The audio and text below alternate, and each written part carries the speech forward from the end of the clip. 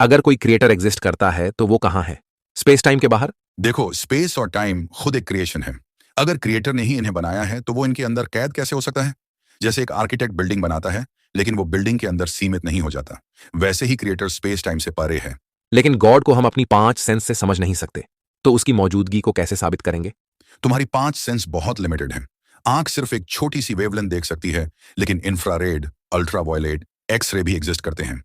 कान सिर्फ एक certain frequency सुन सकते हैं, लेकिन उसके ऊपर और नीचे की आवाजें भी होती हैं। मतलब रियलिटी हमारी सेंसेस से बहुत बड़ी है। इसीलिए अनसीन चीजों को हम उनके इफेक्ट्स और साइंस से पहचानते हैं। वैसे ही क्रिएटर का एग्जिस्टेंस उसकी क्रिएशन, ऑर्डर और डिजाइन से समझ आता है। पर अगर वो एग्जिस्ट करता है तो उसके एग्जिस्टेंस का कोई पैरामीटर होना चाहिए। जैसे एक्स रेज को हम डायरेक्ट नहीं देखते, लेकिन फोटोग्राफिक फिल्म पर डिटेक्ट कर लेते हैं। बिल्कुल, इनडायरेक्ट पैरामीटर जरूरी है। ग्रेविटी को तुम डायरेक्ट नहीं देखते, लेकिन उसका असर ऑब्जेक्ट्स का गिरना सबको दिखता है। दिमाग तुमको आंख से नहीं दिखता, लेकिन उसके थॉट्स और बिहेवियर दिखते हैं। वैसे ही क्रिएटर का पैरामीटर उसका यूनिवर्स है।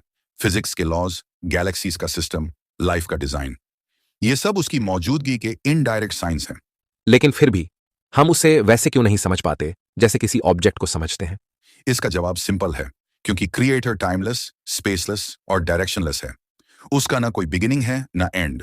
उसके लिए ना ईस्ट है ना वेस्ट, ना अप है ना डाउन। और इंसान की अकल जो लिमिटेड है, वो सिर्फ उन चीजों को समझ सकती है जो स्पेस टाइम के अंदर होती हैं। मतलब तुम्हारी छोटी सी अकल और छोटी सी सेंसेस खुदा को पूरी तरह समझ ही नहीं सकती।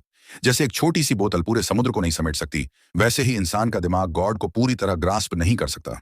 मतलब तुम कहना चाहते हो कि गॉड को फिजिकल सेंस में पकड़ना मुमकिन नहीं, लेकिन उसके साइंस और क्रिएशन ही उसका एग्जिस्टेंस का सबूत है? बिल्कुल।